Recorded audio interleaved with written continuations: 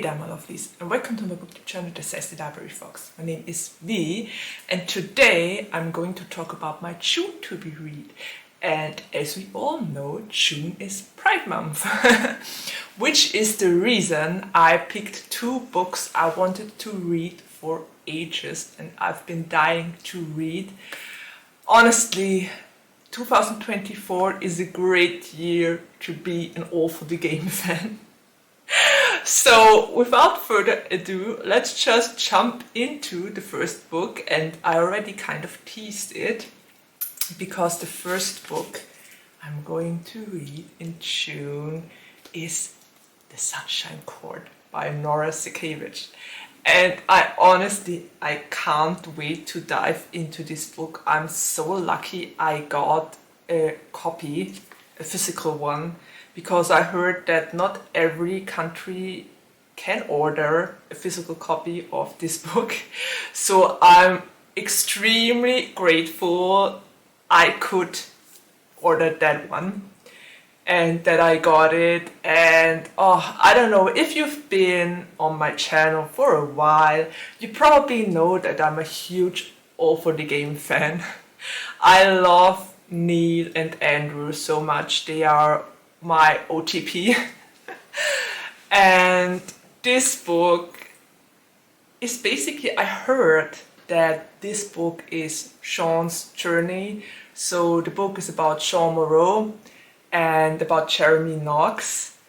And as far as I could gather from all the reviews and the blurb I read, the book basically starts with Sean transferring to the Trojans, or to the team of the Trojans, and Jeremy takes him in after, I think those happenings were in the last book, and Sean is kind of forced to change team and is kind of sold to the Trojans.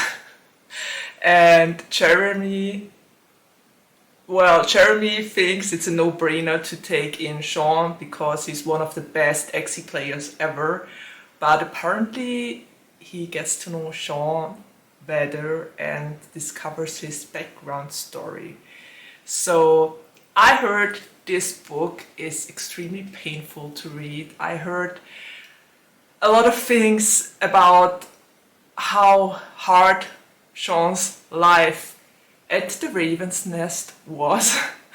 So I remember Neil's stay there, and let's just say it didn't go well for him.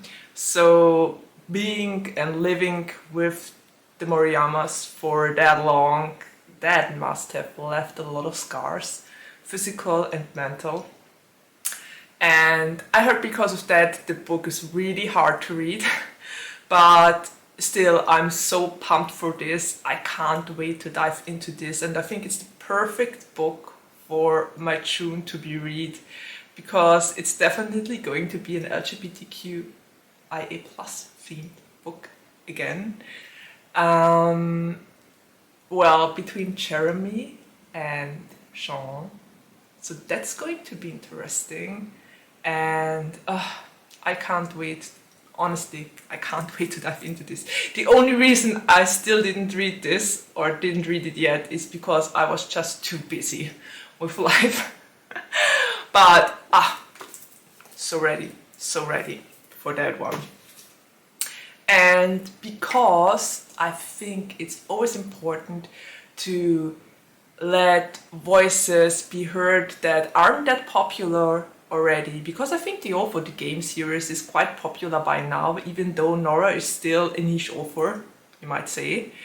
But still, it's very popular, it has a huge fandom. But I got a review copy of a book I wanted to read as well. I saw it on my Instagram and a lot of people raved about it, and then the author reached out to me and gave me a review copy. So I just couldn't say no, and I want to read that so badly because it's Ocean's Blood by Thelma Mantey. Mantey? I hope I pronounced that right. And this book sounds so good because, well, it's basically the promise that it will be a lot like Captive Prince.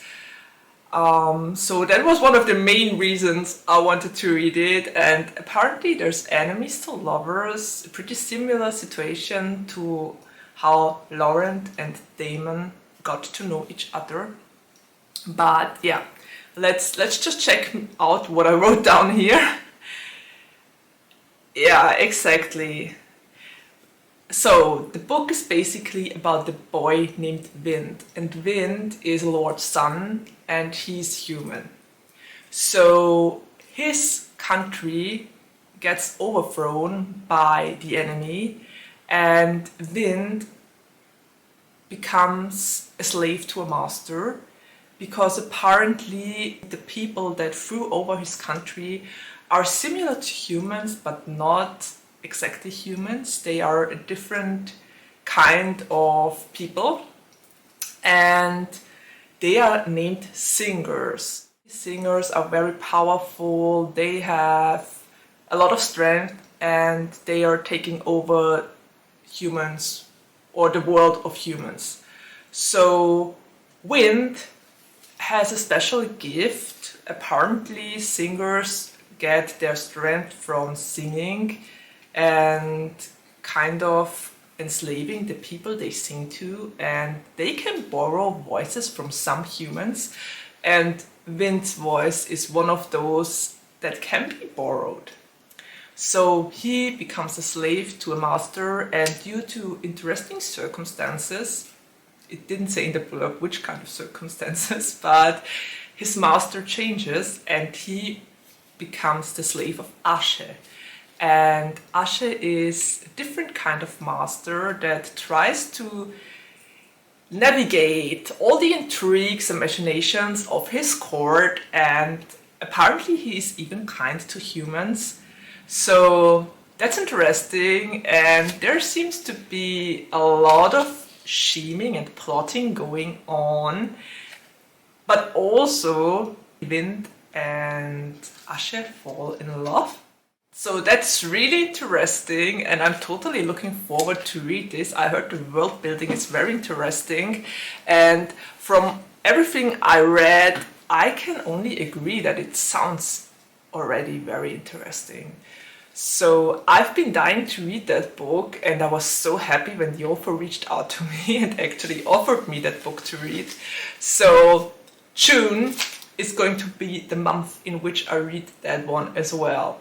So basically I'm going to read 2 LGBTQIA plus books in June. I've been ready to read for ages and it's gonna be a great month. I already know it that it's going to be a great Pride month. Okay, so those are the 2 books I'm going to read in June, and I would love to hear which kind of books you are going to read in June. Did you plan an LGBTQIA plus book list as well? Did only LGBTQIA plus books land on you to be read, or are you dabbling in other genres as well? Have you already read the 2 books I've been talking about? Did you know they are out now and that you can read them? And if yes, have you read them already? If no, do you want to read them? I'd love to hear that. And really, I would totally love to hear which kind of books you are going to read in June and which kind of books landed on you to be read. Okay, so with that said, I think we're already at the ending of my video and there's nothing left to say except of take care, stay healthy and safe, and see you around the next time. Bye!